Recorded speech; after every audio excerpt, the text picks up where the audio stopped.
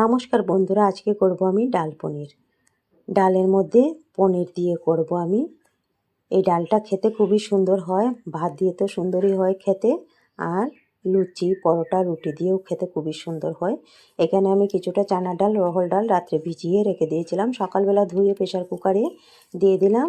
কয়েক piece tomato আর নুন দিয়ে গরম জল দিয়ে বয়েলে বসিয়ে দিলাম। 3টা সিটি দেওয়ার পর নামিয়ে দিলাম। হলুদ, আদা কাঁচা লঙ্কার পেস্ট আর দিলাম তেজপাতা, কাঁচা লঙ্কা চিড়ে।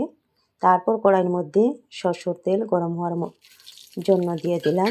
গরম হওয়ার পর আমি দিয়ে দিলাম শুকনো লঙ্কা, 5 ফোড়ন, কোচানো আদা, হিং দিয়ে প্রেশার কুকারে ডালটা দিয়ে দিলাম। তারপর গরম জল দিয়ে দিলাম কুকারটা ধুয়ে।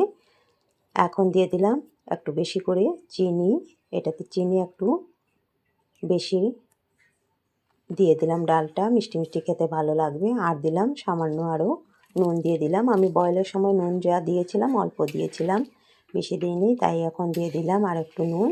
তারপর আমি পনিরগুলো লাল করে ভেজে রেখে দিয়েছিলাম। এটার জন্য লাল করে পনিরটা দিলে ভালো হয়, সেই জন্য আমি লাল করেই ভেজে রেখে দিয়েছিলাম পনিরগুলো।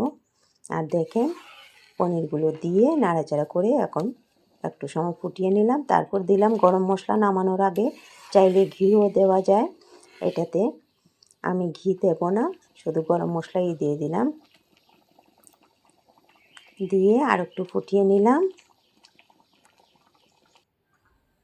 তারপর গ্যাসটা অফ করে রেখে দিলাম। খাওয়ার জন্য রেডি হয়ে গেল এটা। আর আপনাদের এই রেসিপিটা কেমন লাগলো বন্ধুরা বলবেন। সবাই ভালো থাকবেন, আনন্দে থাকবেন। বাই।